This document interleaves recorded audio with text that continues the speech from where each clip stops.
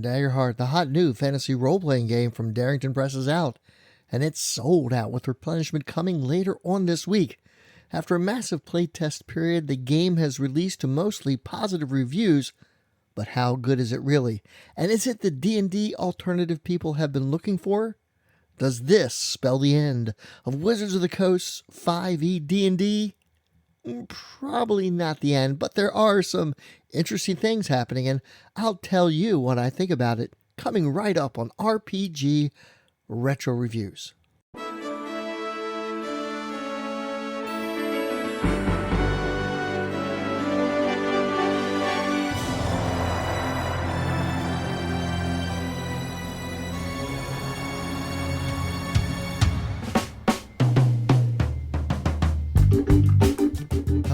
I'm Captain Courageous, and I review old-school role-playing modules and games and try to give them a fun and informative analysis. This week, to my own surprise, I can assure you, I'm going to review a new game, Daggerheart, from Darrington Press, the publishing arm of the wildly popular web series Critical Role. Now, I know a lot of you are not fans of Critical Role, but I would encourage you to stick with me here to the end and let me cut past the hype, get into the nitty-gritty, dispel the rumors, and cut to the chase of what makes this game a game changer in a lot of ways. Let me also take a moment to ask you to do the thing. Click the like, do the subscribe, and check out my vast library of reviews on crafting, game mastering advice, and more. Now, I have to admit, this game, while I was aware of it and had taken a look at the playtest materials, really wasn't on my must-buy list. However, some tips from fellow gamers and my own curiosity sent me down a rabbit hole, and over the last few weeks I've downloaded the free SRD and other materials off their website and started reading the rules. Then the game dropped, sold out, and I had ordered it, but it hasn't arrived yet, so all I've got is the PDF off Drive-Thru RPG to go by, and I have to say, even with that, I'm impressed. Note that no one has sent me anything. No one has paid me anything, and I don't have any impending D&D clone releases coming up, or any games to release or to promote. And I'm also not a massive fan of Critical Role, so this is as unbiased an evaluation as I can manage. I also took the opportunity to watch the Age of Umbra live play, which is Critical Role's summer live play game using the Daggerheart rules, and I was completely engaged. I've never been a big CR fan. I enjoyed Campaign 1 and 2, but it wasn't must-see TV for me, and I completely tuned out of Campaign 3, not finding the characters or the story arc of much interest to me. However, this live play is off the rails already, and it's the best way possible, and that is in large part to the dynamic nature of the game they are playing. Daggerheart is a high-concept fantasy role-playing game that is clearly inspired by Dungeons & Dragons, but it is most definitely not a D&D clone. In fact, as you look at how the game plays out, it's as if someone went down the checklist of things most people don't like about D&D and tweaked and fixed them. And in a fun and exciting way. The characters you can create have a lot of fun and interesting abilities. There is crunch here, but unlike, say, 5e D&D or even Pathfinders, these are not superheroes, and even at higher levels, the characters are still very breakable. Make no mistake, while this is a game that focuses heavily on the story narrative, it is also a combat-driven game, much like Dungeons & Dragons. Now, as of this writing, I don't have the physical copy of the rules, as I said, just the PDF. Guys, I read the rules of a game from a PDF, and I liked it. I never do that. Well, okay, I'm going to have to do a update now, because right as I was finishing up the editing for the voiceover track for this review, Amazon delivered my physical copy of the Daggerheart game one day earlier than expected, which is a pleasant surprise. So I thought I'd go ahead and take the opportunity to go over the actual physical contents of the game. Now, I should also mention that I got this off of Amazon for $42, $18 off the retail price of $60. One of the reasons I kind of jumped on it because that was such a good deal, although it ended up being out of stock, but I still got it, so I can't really complain. The rulebook and the card carrier come in a slipcase And the card carrier has nice, thick, heavy cardboard. It's going to last a long time. It's got a nice matte finish to it. And you can see there's individual slots to hold all your cards. The book itself has a nice matte finish on it as well. Very thick cardstock, and the pages have a matte finish and are very soft to feel, and the book opens up and lays flat, always important. And it comes with 2 ribbon bookmarks, one purple one and one golden one, which are the colors of the default Fear and Hope die, which is kind of nice. So overall, this is a really good high production value. So anyway, let me go ahead and get back to the regular review. The core concepts of this game are simple enough that even a person new to the hobby will understand them. Experienced players will be able to jump right in, and I found them pretty exciting. The core mechanic of the game is the duality dice. Essentially, you roll 2d12, each of a different color. One is the hope die, the other the fear die. Add them together. If the total exceeds the target number, you succeed. Now here's where it gets interesting. If the hope die is higher, you can bank a hope point. Hope points are a limited player resource. Hope can fuel class abilities and other things during play, but I'll get to that in a moment. If the fear die is higher, the game master banks a fear point. Fear is a game master resource that fuels a variety of things from environments to adversary abilities during play, and creates complications even if the die roll indicates a success. Any doubles roll, including, say, double ones, indicates a critical hit. This allows the player to succeed at the task, bank a hope, and eliminate any accumulated stress points. In this game, stress is a measure of a character's physical and mental exhaustion, but also fuels various character abilities and spells. When you look at the classes here, and the core game has 11, you'll see the familiar lineup: bards, druids, rangers, rogues, wizards, and so on, and 2 unique classes, the guardian and the seraph. The guardian is much like a paladin in D&D, but with a few interesting nuances, and the seraph is analogous to the cleric. Now here's the fun part. Each class is composed of 2 domains, which are the core themes of the class. For example, the sorcerer is composed of the Midnight and Arcana domains, the Druid the Midnight and Sage domains, the Ranger the Sage and Bone domains, and so on around the domain wheel. So there is some overlap between class abilities. This consistency provides an excellent framework so that you can easily homebrew your own classes if you like. For example, I see a lot of people are looking to homebrew a Necromancer class, and you might consider the Midnight and Sage domains as the basis for that. Each class also has 2 subclasses. For example, the Bard subclasses are the Troubadour and the Wordsmith.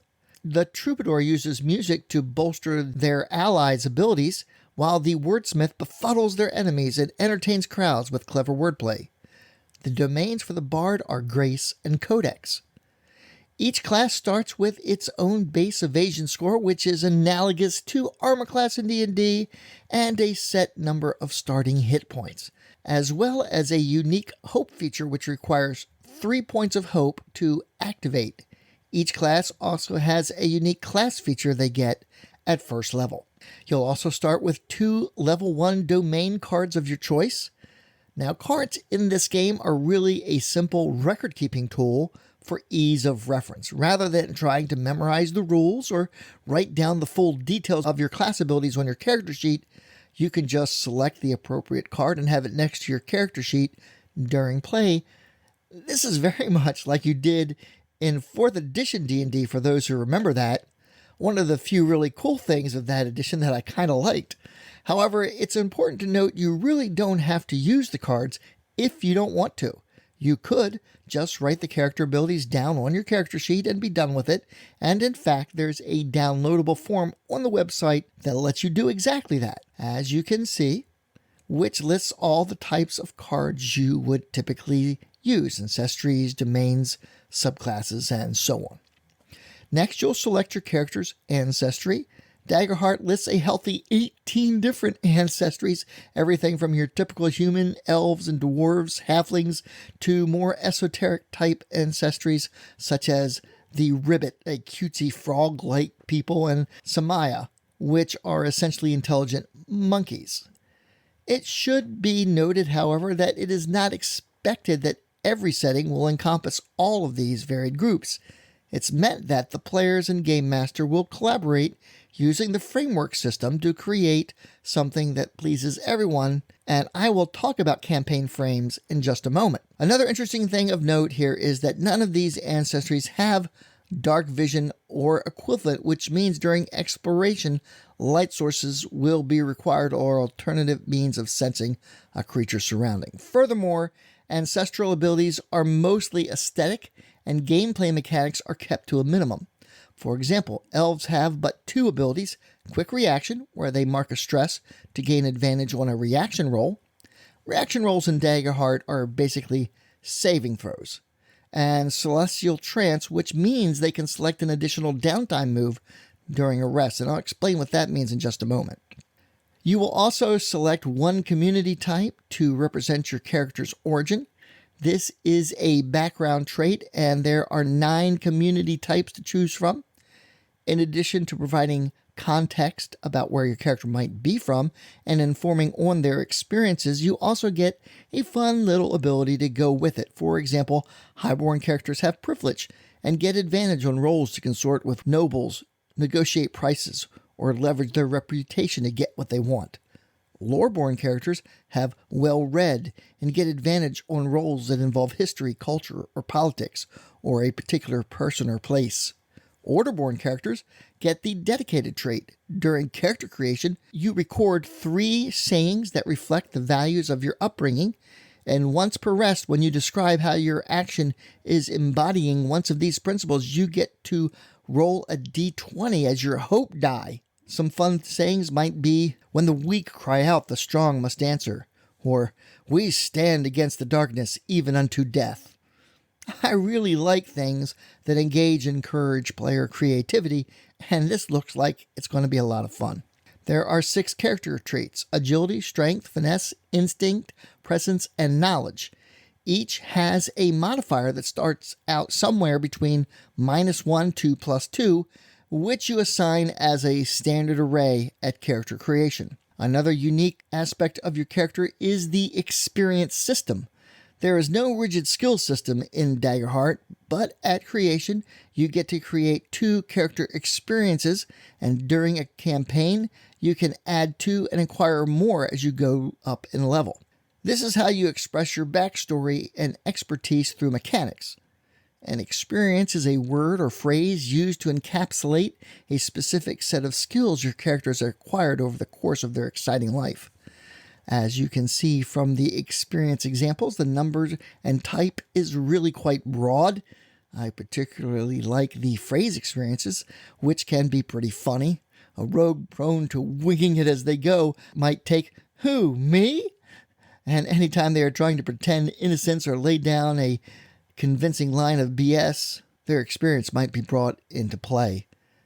Initially, experiences add an additional +2 to a roll, but this can increase as you go up in level. Using an experience also requires an expenditure of 1 hope point. With Daggerheart, there is no initiative system, and for long-time D&D players, this might be initially jarring, but there is a method here. It's just a free-form one. Essentially, Daggerheart uses what's referred to as its spotlight system. Play begins with the players, who decide who gets to act first, and that character gets the spotlight. If you ever played D&D and just rolled a d6 to see which side goes, it's actually a lot like that. The player takes their action, and then the spotlight moves to the next player. However, once a player fails a roll, the spotlight switches to the GM's adversary, using banked fear tokens to fuel various abilities. The GM can also steal the spotlight from a player if they make a roll with fear by expending a fear point, even if the player's roll was a success. Fear is a limited resource for the GM, as they can only bank a max of 12 fear points, and fear not only activates adversaries, but also powers a lot of the GM's abilities, and not just during combat.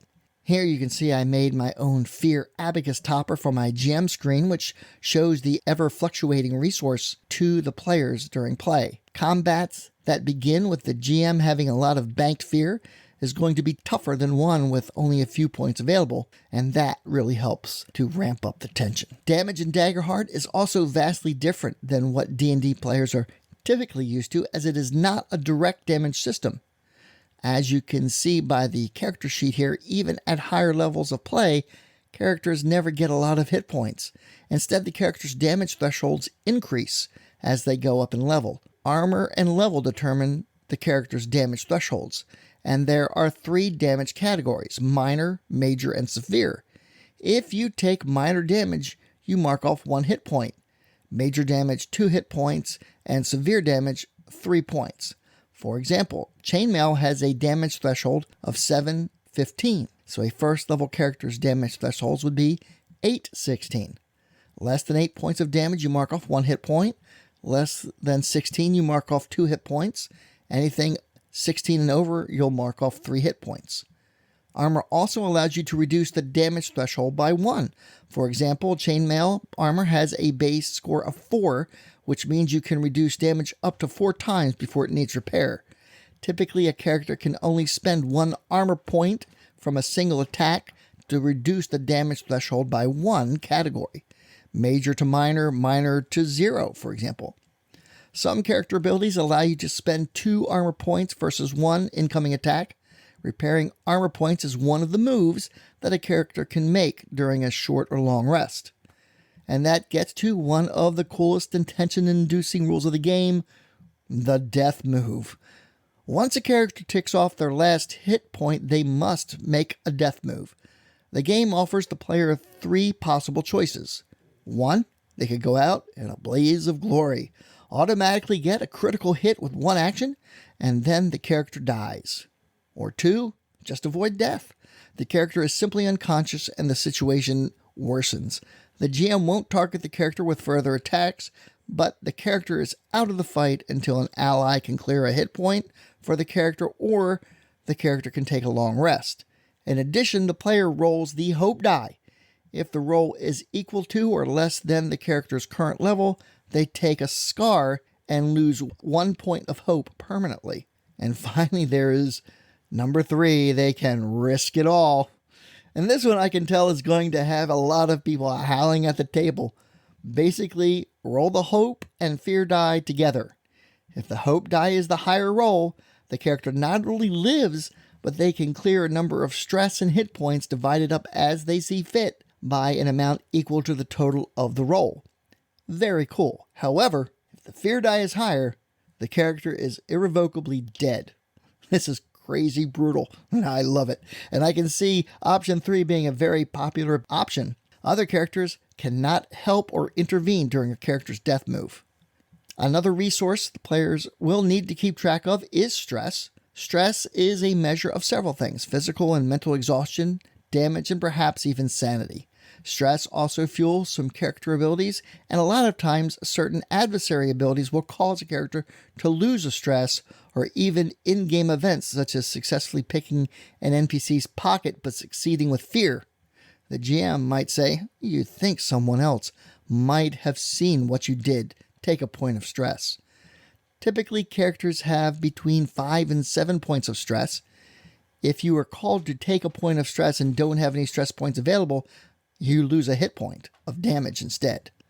Furthermore, when all of your stress points are used up, you get the vulnerable condition, which means adversaries' attacks roll with advantage against you.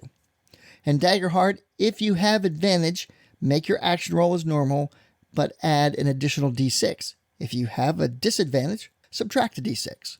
Let me also address something I've seen people claim. Daggerheart is narratively driven, but it is not powered by the apocalypse. While a roll with fear indicates a complication, that complication usually entails just having the player take a point of stress. That's it. There's no need to go crazy describing the effect of every complication and making it stressful. Other things you can do during your action in combat is to quaff a potion, open a door, or switch weapons. Daggerheart doesn't really concern itself with the minutia of every little thing you might want to do during your spotlight. If you want to move, you move as part of your action roll. You can move anywhere within close range without an additional roll, for example.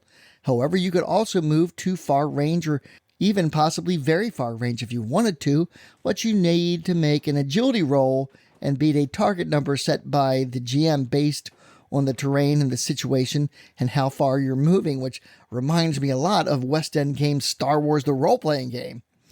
Of course, if you fail the roll, not only do you not get to move, but your turn ends and play is going to jump to the Game Master, who will then activate one of their adversaries.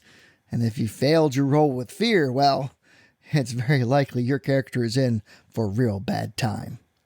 Let me briefly mention tiers of play. Daggerheart currently has 4 tiers of play.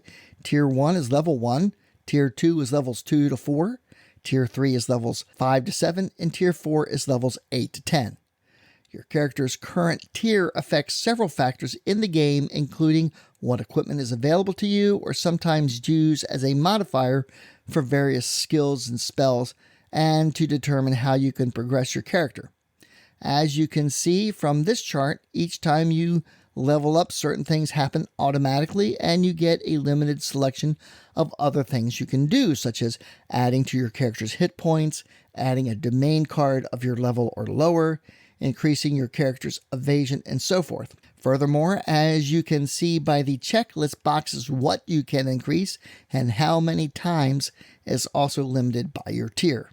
Because there's no initiative queue, this opens the door for another really fun feature of Daggerheart, the tag team. Here, several characters can weave together their abilities, even spells and physical attacks, to make one massive attack versus an adversary. Picture it like the fastball special when X-Men Colossus throws Wolverine at a bad guy. Here, players can collaborate to come up with a fun way to combine their abilities and how they might work together. One player spends 3 hope to initiate the tag team roll. Both players make their action rolls and choose which one to use. This is considered a single attack, and damage from the attacks are combined. The range categories in Daggerheart are very generic: melee, very close, close, far, and very far. You can choose to use these ranges as descriptors for theater of the mind styles of play, or get very technical and specific with them. Melee is being within 1 square on the battle grid. Very close range is 15 feet or 3 squares. Close range is 6 squares. Far is 12 squares. Very far is 13 squares or more. Like 5e, D&D Daggerheart also employs short and long rests for recovering after battles and long periods of physical exertion. A short rest is a time period of about an hour where the characters stop to catch their breath. During a short rest, there are 4 possible moves a character can make, but they may only choose 2 of them. Tend to wounds and get back 1d4 plus your tier in hit points. Clear 1d4 plus your tier in stress. Repair 1d4 plus your tier in armor points. Or prepare yourself mentally for the journey ahead and gain 2 hope. The GM also gets to add 1d4 points of fear to his running total. A long rest is similar in that you can choose 2 moves out of the choices available, but you recover all wounds, all stress, all armor, or prepare, or work on a long-term project, which is an ongoing task worked out between the player and the GM. Like with a short rest, the GM gets to add additional fear, but now it's the number of players at the table plus 1d4. Another fun mechanic is the countdown. This is very similar to skill challenges in 4th edition D&D, where rather than resolve a task with but a single die roll, the GM sets a countdown and a number of tasks need to be completed successfully. This is another one of those 4th edition rules that I actually kind of liked. Of course, various triggers can cause the countdown to increase or even reset entirely. The GM might even have countdowns that take days, weeks, or months to resolve. Examples of countdowns might be a chase sequence where the pursuer and the pursued each have their own countdowns. If the pursued can finish their countdown before the pursuer, they can catch up, otherwise their quarry escapes. The countdown could also represent ritual casting, where several successful actions need to occur before the spell can go off. A countdown could be the time before a building collapses, a wizard ascends to lichdom, or the time period between which new waves of adversaries will arrive.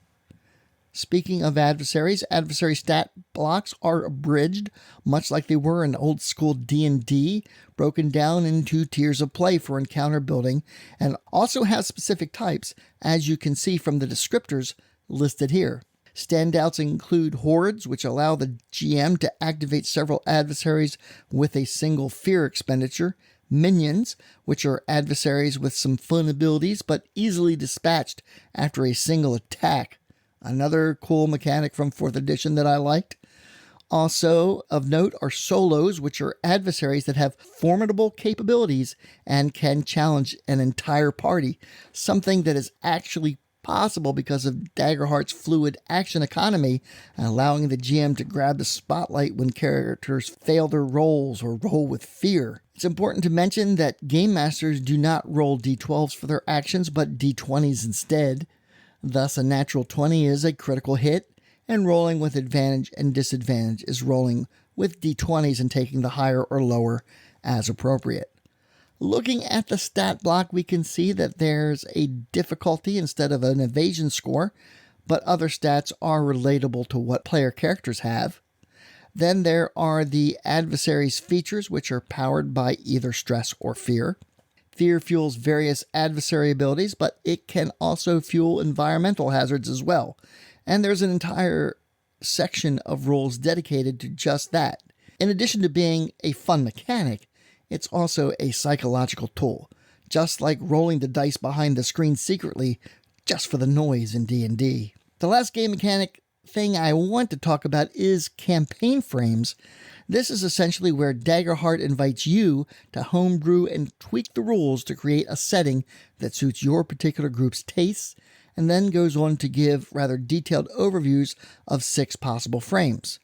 The Wither Wild, which has a Legend of Zelda vibe, 5 Banners Burning for Game of Thrones fans, Beast Feast, clearly inspired by the popular anime Delicious in Dungeon, The Age of Umbra for Dark Souls fans, Motherboard, which has a Final Fantasy feel, and Colossus of the Drylands for those looking for a Shadow of the Colossus or Red Dead Redemption sort of campaign. Thus showcasing how wild, crazy, and flexible Daggerheart's rules are. I'm not going to discuss all of these in detail here, but since The Age of Umbra is currently Critical Role's live play, and that's the one that appeals to me personally, I thought it might be fun to take a look at it. The Age of Umbra is a dark fantasy setting where, 100 years prior, the Halcyon Domain, an advanced realm of high magic, was ruled by the God King Othadius, a being chosen by the Veiled Gods themselves as their bridge to the mortal realm. Allegedly, Othadius plotted against the Veiled Gods in a failed attempt to alter the balance of celestial power. Enraged, the Veiled Gods rained destruction over the old world and then abandoned it, leaving in their wake an apocalyptic landscape, a land withering into ever-growing shadow, skies overhead clouded with each passing generation devolving into entropy and oblivion. There is the soul blight, ensuring that every mortal upon death will rise as a corrupted revenant bent on destroying everything they loved in their former life. Even if care is taken to destroy the body, the marked soul withdraws into the dark, joining the ethereal mass known as the Umbra. There are some fun mutations of the various ancestries. For example, the cute little ribbits are now 6 to 8 feet tall and skulk on all fours when not leaping or standing still. This setting is especially lethal with the vast mass of civilization and ruins, and what remains is huddled around walled settlements, the center of which is a sacred pyre fueled by a very rare artifact, the Blessed Branch, and must be continuously maintained by the pyre keepers. Venturing away from a settlement invites danger. This is reflected in how rests are handled. When away from a sacred pyre, the GM rolls a d12 on the Lurking Darkness chart. Note that a higher roll can actually favor the party. For this reason, a player can give up one of their 2 rest moves to keep watch. In this case, the player and the GM both roll a d12, with the GM's roll being kept secret, and the player can choose to use their roll or the GM's roll to determine the outcome of the Lurking Darkness event. That's a lot of fun.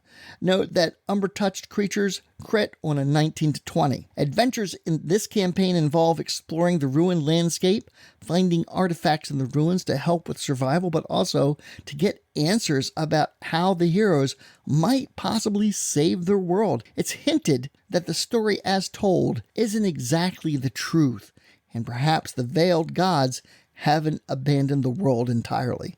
This overview of the game is abridged out of necessity, but I hope I've shown that this game has a lot going for it. But who is it for? I would say people seeking an alternative to 5e Dungeons & Dragons, people who enjoy a more narrative style of play with fast play rules but also enjoy a bit of crunch, old school players and GMs who are looking to take a break from their traditional D&D game might try something new. New players looking to get into fantasy role-playing, Daggerheart's simplicity makes it a great first-time game for a player. Who isn't this for? Well, people really into heavy crunch and wargame-like mechanics should avoid this game. People who don't enjoy role-playing improvisation and prefer to just explore dungeons and avoid a lot of narrative interactions. Newbie game masters. While a new player will be able to jump right in here, I feel that to really run this system as intended requires a bit of experience in running games to begin with and managing players before jumping into something as narratively open and complex and requiring this level of improvisation. My evaluation is that Daggerheart attempts to provide a tool set for players and GMs to enjoy immersive, narratively loose, improvisational fantasy role-playing game, and for the most part it succeeds. This is an initial release, so the class choices are limited, but clearly the core system allows for homebrewing, and of course further expansions of the game will be released. This game does allow for third-party creators to make their own content, and if the community embraces it, the game is going to gain traction very quickly. Thus, I'm going to rate this as very good. Of course, the big question that has to be asked is, as good as Daggerheart is, what kind of future does it have, and can it compete with Dungeons & Dragons? Of course, no one knows or can possibly predict the future, but Darrington Press has a lot going for it. Wizards of the Coast and Hasbro right now has to deal with a bloated corporate bureaucracy, the leadership of which does not understand the game or its audience and only sees it as an avenue for developing revenue and increasing value for its shareholders.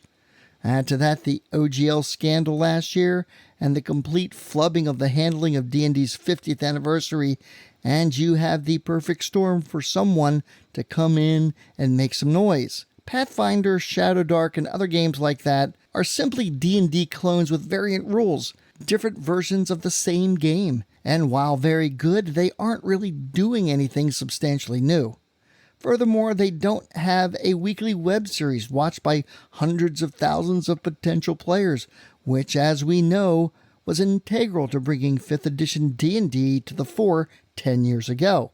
Darrington Press, conversely, is a company run by gamers who clearly have skilled business acumen, love the game and understand it, and are keyed in on their audience. Arguably, much of the success of Dungeons & Dragons and the massive research of tabletop RPGs can be attributed to a zeitgeist in 2015 with Stranger Things and Critical Role. Critical Role's fun live plays that were both entertaining and instructional allowed for the first time in the game's history to really demonstrate how the game is played to a massive audience. Critical Role just celebrated their 10th anniversary, and their first few live plays of the summer web series Age of Umbra that used the Daggerheart system has hit record-breaking numbers. The first episode is at 940,000 views on YouTube as of this writing. If you've been watching this live play, it's clear the cast is really enjoying themselves, and that excitement can be infectious. Matt Mercer and crew have been very tight-lipped as to whether or not Campaign 4 will use Dungeons & Dragons or Daggerheart, but it's clear this summer series is the litmus test as to whether or not CR's success can continue without Dungeons & Dragons, and based On the numbers so far, it seems obvious it can. Thus, CR's massive reach with their web series, if it goes forward with Daggerheart as its game, will have a built-in advertisement that will be viewed by millions of potential gamers week after week. The power of that cannot be denied. And right as I was finishing up this script, the news broke that Jeremy Crawford and Chris Perkins, formerly of Wizards of the Coast, have both joined Darrington Press as game director and creative director, respectively, essentially the same positions they held when they worked for Wizards of the Coast. I'm sorry, but that's a major move to secure the future of Daggerheart the game and Darrington Press as a game publisher to be reckoned with. Both men integral to the success of 5th edition D&D over the last 10 years. Now I've been listening to people talk about Daggerheart and how it's not going to overtake Dungeons & Dragons, and I absolutely agree. The only people that can usurp D&D is Hasbro and WotC, and given the factors I just stated, it's obvious they have not been good stewards of the game. There is a team of creators at Wizards of the Coast that do love the game and are trying their best. They have to deal with Hasbro's bureaucracy and an upper management that doesn't understand the game, has never played the game, and only see it as a revenue generator. They have no viable plan for expanding the game's audience, no web series, and their popular and public face, Todd Kendrick, they just laid off. And add to that, the supposed game-changing virtual tabletop project Sigil, highly touted by management, is dead on arrival. Consider also that Jeremy Crawford and Chris Perkins both exited employment by Wizards of the Coast within days of each other, two industry leaders with decades of experience abandoning lucrative positions at the #1 company in the industry. Could it be they've seen the writing on the wall? And the hits just keep coming. News just broke that Jess Lanzillo, the vice president in charge of Dungeons & Dragons, has also departed Wizards of the Coast.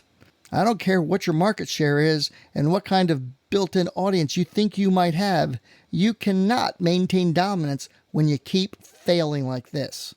Conversely, Daggerheart's creators are in full control of the direction of their game and their company, and they are indeed in touch with the desires of their audience and fan base. Daggerheart is not only a great game, but its gameplay, while inspired by D&D, is a vastly different animal in its execution and skillfully avoids many of D&D's mechanical pitfalls. The strategic acquisition of Jeremy Crawford and Chris Perkins in leadership positions of their creative team is a boss move, and it's clear they have a real plan for Darrington Press and Daggerheart's future. They also have a strong digital platform at release with the Demiplane application, which is very similar to D&D Beyond, and they are releasing detailed how-to videos on how to play their new fantasy role-playing game virtually every week. Finally, with Daggerheart's sales success selling out right out of the gate, demonstrate that there is indeed a market and a hungry fan base of fantasy tabletop gamers looking for a viable alternative to Dungeons & Dragons. There's a new kid on the block, and it's Daggerheart. Will it last? Only time can tell that. But it's clear the game's creators have a strong plan in place for success. Well, that's all I have for you at the moment. What do you think? Are you playing Daggerheart? I'd like to hear from you in the comments.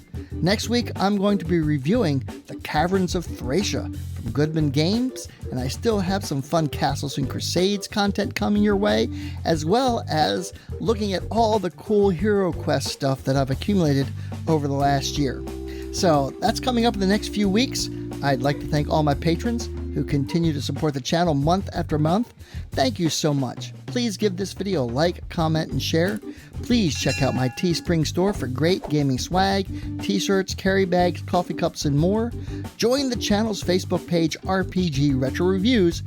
Consider supporting the channel by becoming a patron yourself, or alternatively, you can just send a tip through the PayPal tip jar or use Super Thanks. Links are in the description.